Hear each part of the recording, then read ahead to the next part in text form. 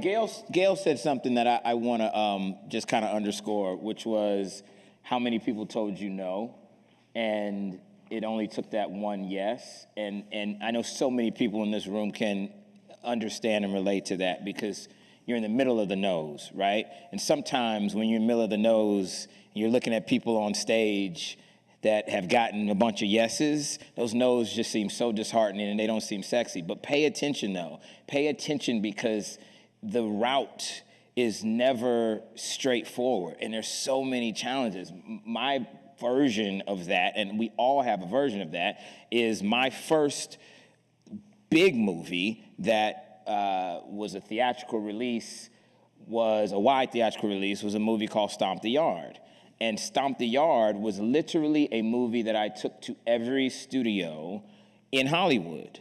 Every studio. And every studio told me no. So I didn't get the 99, I got 100 no's. Like I got no yeses. Everybody said no.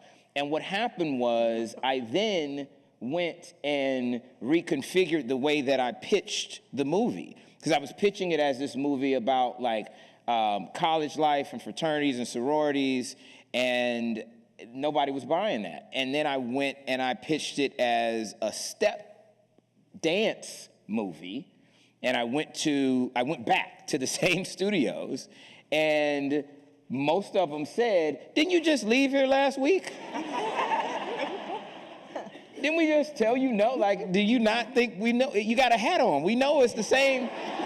You didn't have a hat on. It's the same dude. We're still saying no."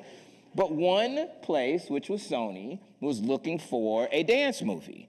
And that was the place ultimately that gave us the yes. And it wasn't even a yes to my movie.